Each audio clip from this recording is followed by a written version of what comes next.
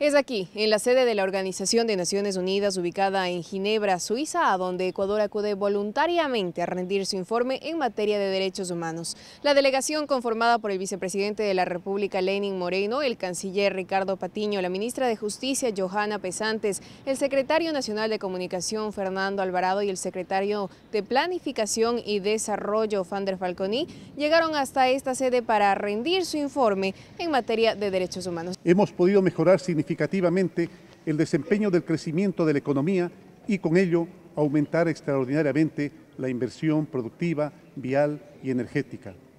Los trofeos de esta batalla son una reducción significativa del desempleo al 4.2% y del subempleo que se redujo del 57 al 44% del 2007 al 2011, las cifras más bajas registradas en la historia. El objetivo del informe es mostrar los logros más significativos del Estado ecuatoriano en materia de protección de los derechos humanos en el periodo comprendido entre 2008 y 2011.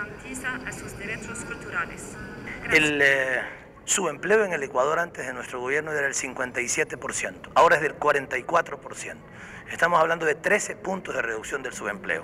Y el desempleo, que en los periodos anteriores oscilaba entre el 8 y el 12%, ahora el Ecuador tiene una tasa de desempleo del 4.2%, la tasa de desempleo y de subempleo más baja de toda su historia, en plena crisis económica internacional.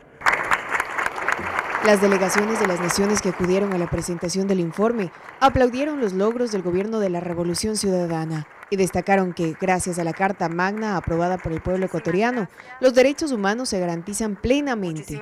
En el año 2008, en el Ecuador, vía consulta popular, se aprobó la Constitución, que ha sido catalogada como la más verde del planeta. Ahí se plantean principios como los de los derechos de la naturaleza, el principio de precaución, es decir, si no sabemos del efecto de algo, mejor no intervenimos. La sustentabilidad suplanta una visión solo centrada en el mero crecimiento económico, y para eso el Ecuador tiene la iniciativa Yasuní-ITT, que consiste en dejar 850 millones de barriles de petróleo crudo en una de las zonas más ricas en términos de biodiversidad del planeta, que es el Parque Nacional Yasuní. Durante la ponencia en Ginebra, Ecuador destacó el éxito alcanzado con las misiones Manuel Espejo y Joaquín Gallegos Lara, creadas para atender las necesidades de las personas con discapacidad. España quiere felicitar a Ecuador por la labor que ha venido haciendo en los últimos años en materia de derechos humanos y subrayar los avances en materia de derechos de las personas con discapacidad.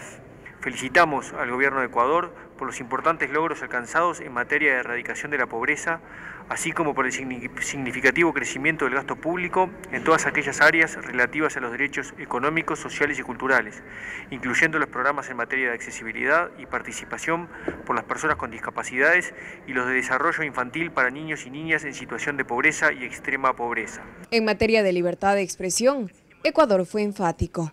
Las políticas del gobierno están encaminadas a la protección del periodismo en general, del buen desarrollo de las labores de los periodistas y garantizar la libertad de prensa, el acceso a la información y a la libertad de expresión. En el Ecuador no hay ningún periodista agredido, ni siquiera, digamos, no por el Estado, por supuesto, pero tampoco por otro tipo de grupos que pudieran haber agredido a periodistas, porque hemos escuchado preocupación al respecto de este tema, y queremos decirles que respetamos plenamente el trabajo de las organizaciones no gubernamentales, por supuesto, mientras las organizaciones no gubernamentales cumplan con las leyes en el Ecuador. La denominada Troika, integrada por Suiza, Cuba y el Congo, analiza las recomendaciones realizadas este lunes por algunos países y se espera que el viernes se conozca el informe final. Con cámaras de Cristóbal Hidalgo y Miguel Romero, desde Ginebra, Elena Rodríguez, El Ciudadano.